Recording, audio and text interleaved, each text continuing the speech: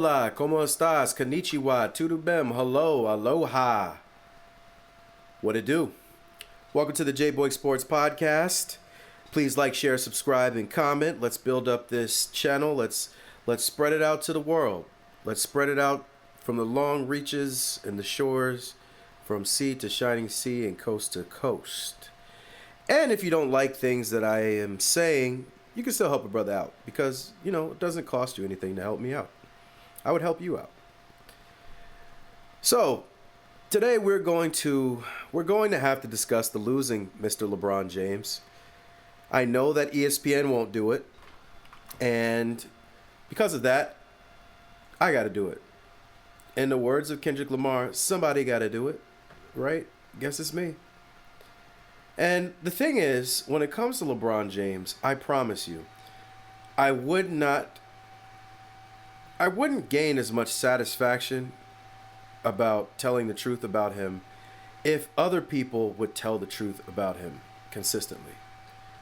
They just will not tell the truth, and it's crazy. So I'm watching ESPN today, and I'm thinking to myself, fine, the Lakers lost. If you want to be fair, everybody deserves some blame, not just LeBron. Not just LeBron. Everybody deserves a piece of this pie. But I'm watching ESPN, and I'm watching, and I'm watching, and I'm watching, and I'm watching. And the blame just seems to navigate somehow away from LeBron and literally into the cracks and crevices of everybody else. Pause, no diddy. It's just remarkable to me. They just will not put any blame on this man. They just refuse to do it. It's impossible. And then you see there's some people that are in extreme denial that when you mention it, they want to call you a conspiracy theorist. Oh, what's your problem? You're a hater, whatever the case may be. Call me a hater. I don't care, right? We can agree to disagree. But at the end of the day, we both know what's going on. LeBron James has paid people in the media that just do everything he tells them to do. And Stephen A. Smith has even gone on record of saying that clutch people call him, telling him to ease up on LeBron. Now, we know they had a whole big beef. If you didn't know that, you can check out my channel.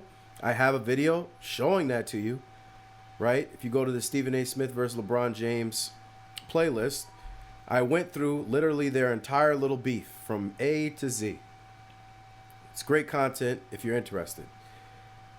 But even Stephen A. Smith, to an extent, has to bow down to the ESPN masters and talk about LeBron James. Kendrick Perkins has said that they call him and tell him what to say.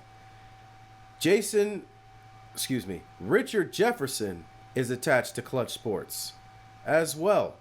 He's friendly with them. In fact, all 11 analysts on ESPN, if I'm not mistaken, picked the Lakers over the Timberwolves. Boy, were they wrong. But were they even telling the truth? That's always a question with these people. I've already gone on record saying Stephen A. Smith is a liar and a fraud.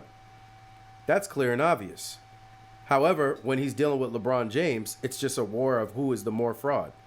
And in that little dust-up I told you about that's on my channel here, I actually think Stephen A. Smith was capping the least in that little skirmish that they had. But either way, they're all frauds on ESPN. They pick the Lakers and then turn around. Kendrick Perkins is already talking about how bad Luka's defense is. Yeah, Luka's defense is so bad that he went to the NBA Finals last year. Spare me. Now, do I think Luka Doncic is a great defender? Heck no, I don't. But at the end of the day, it wasn't so bad that he couldn't go to the finals last year in an extremely tough Western Conference. This same Minnesota team, he put the pause on with Kyrie Irving. They dusted him. Flip to this year, J.J. Redick is starting Jackson Hayes one day, and then the next day takes him out, and then Rudy Gobert turns into Rudy Hakeem O'Neal Jabbar Gobert.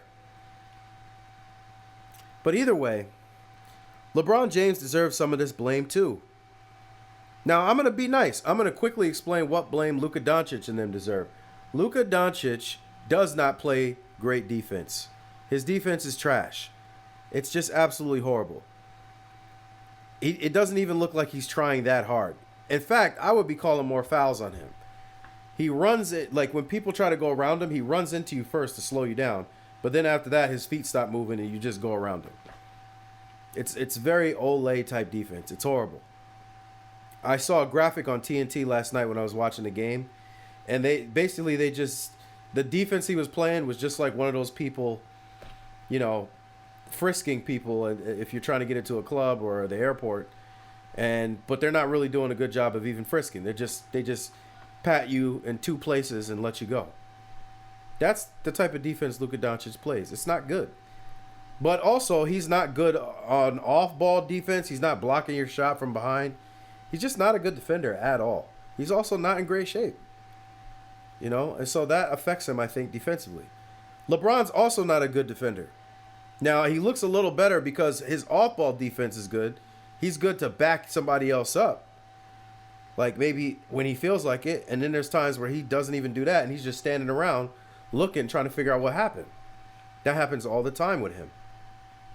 But he will block your shot from behind, and people think that's kind of sexy, so they like that. But that doesn't mean he's playing great defense. Luka gets steals a lot too, actually, like randomly, but that doesn't make him a good defender. They can get blocks and get steals, but real defense means stopping the other team from scoring. Not a fluke steal or a fluke block here or there. And when I say fluke, LeBron's not like the number one shot blocker in the NBA. He ain't getting 5, 6, 7 shot blocks out there on the court consistently.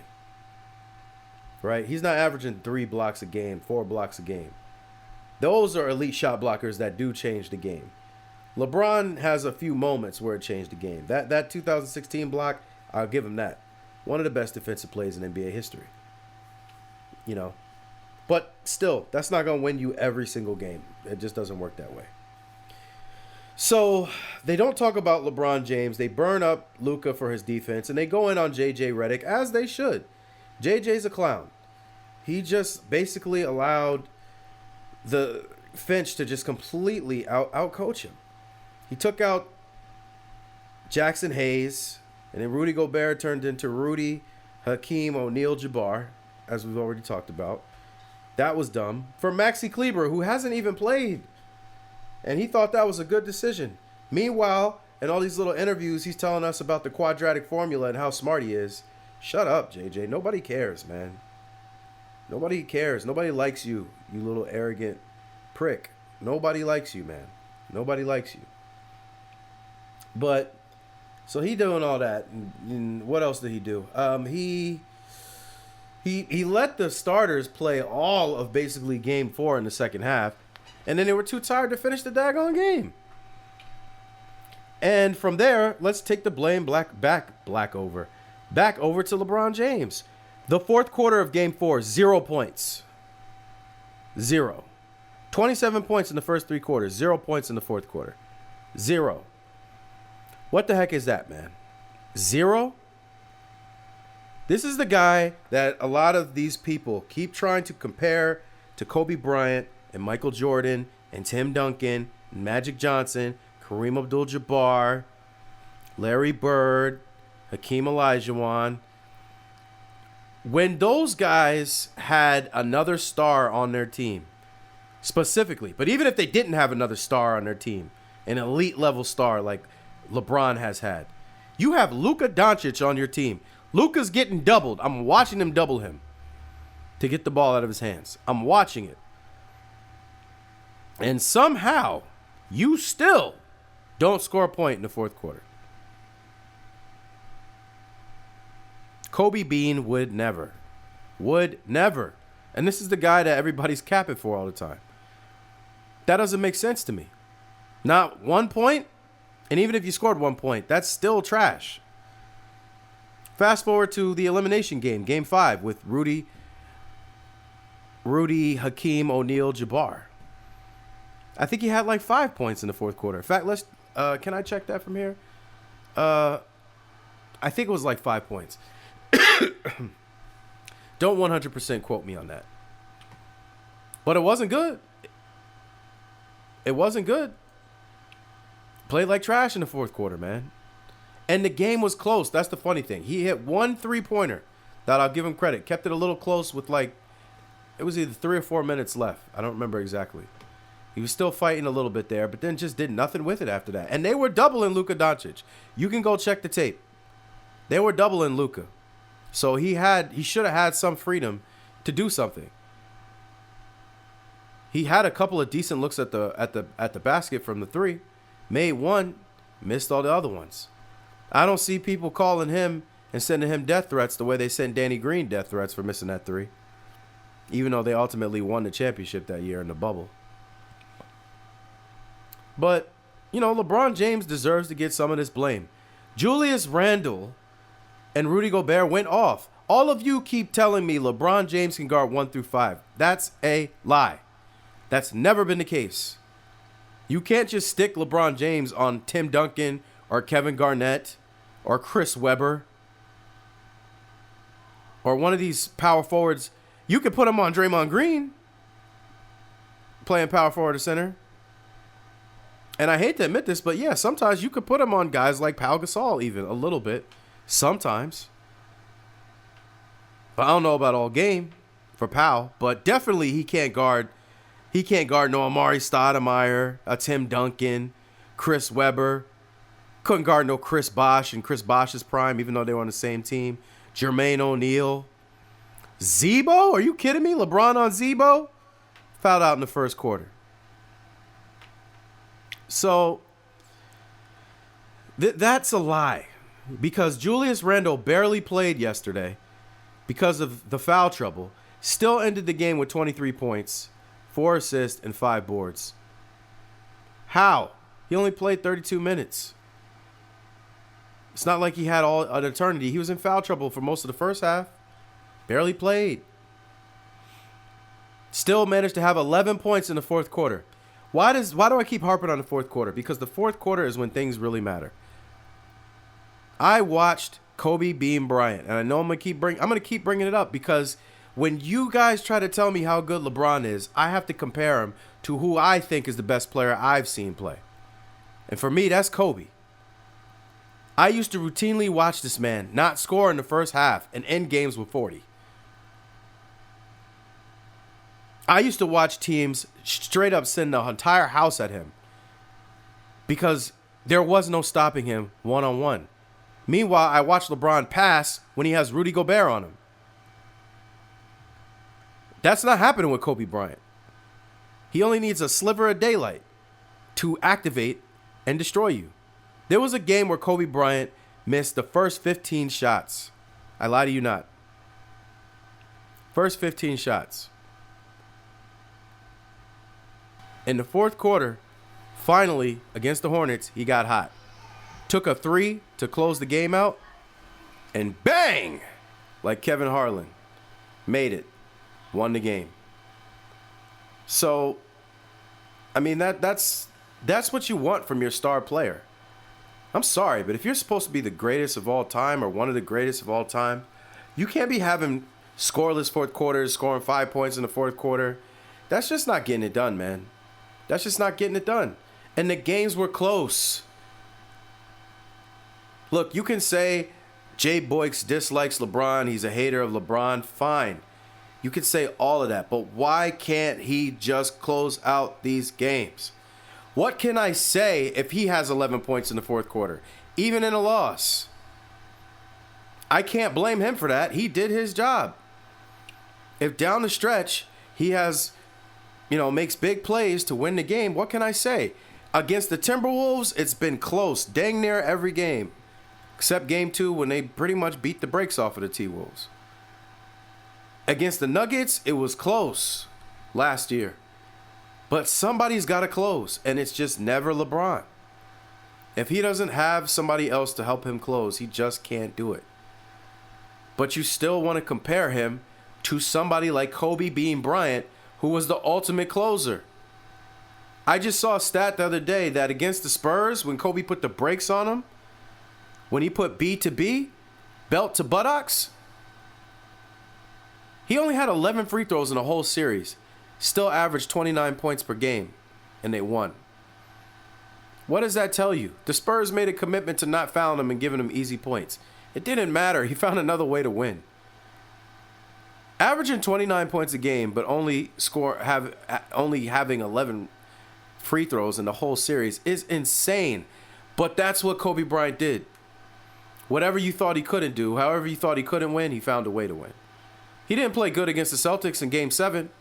People try to routinely tell you, oh, he's so bad. But he had like 15 rebounds. And he made the one of the final buckets to close out the game in the fourth quarter. And he's the one that passed the ball to Ron Artest to hit the big three. When they were double and tripling Kobe, Pau Gasol was under the rim cleaning up, getting easy putbacks. So, again, you can say, what's my problem with LeBron? One of the problems is you want to put him on the level of the other people I'm talking about. And I don't see that level. He should have closed out these games, man. And this is a trend. How do I know this is a trend? Well, the graphic that's right in front of you, I haven't talked about it till now, but now let's discuss it. 2-12, LeBron's playoff record in his last 3 series. 2-12, man. 2-12 is not getting it done. That is not good enough. 2-12? Check out the next graphic. 1 win in the first round of this year's playoffs. 1 win in 5 tries. Ant-Man put the clamps on LeBron James. Last year, he was 1 in 5 games against the Nuggets. And again, these are close games, guys. Somebody's got to close them. Somebody's got to close them. But in this particular series, I believe LeBron James missed like 19 straight three-pointers and was setting some other ridiculous records for how bad he was shooting at one point, specifically in the fourth quarter. Next graphic. The year before, they got swept by Jamal Murray and the Joker. So this is a habit, man. This guy has a habit of losing. He's 4-6 in the finals. He's minus 86 in the finals. He's won 22 games in the finals and lost 33 games in the finals.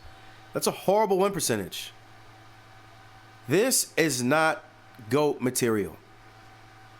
But he's not even better than some of the other GOATs. For me, Mike ain't the only GOAT, but he is the ultimate GOAT. Him and Kareem. You could pick either or, in my opinion. Right after that is Kobe Bean Bryant.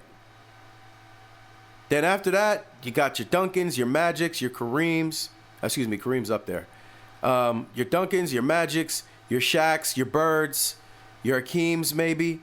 Maybe even your Steph Currys. But LeBron, to me, he when you compare him to the rest of these people, look at the losing. Nobody ever wants to talk about the losing. The losing matters. You're supposed to, when you're the greatest, you're supposed to dominate other people. They should be scared of you. It should be a known fact that if I got to play this guy, there's a good chance I'm walking home and I'm getting B to B. I'm getting belt to buttocks when I'm playing this guy. Pause, no diddy. And I just don't see that from LeBron James. And they're trying to sell it, right? Like I said, ESPN, they all said the Lakers are going to win. Shannon Sharp, Lakers in 5. KFC, OKC. Lakers in 5. What was the other thing he said? KFC, OKC. I don't know. Can't see me. Lakers in 5.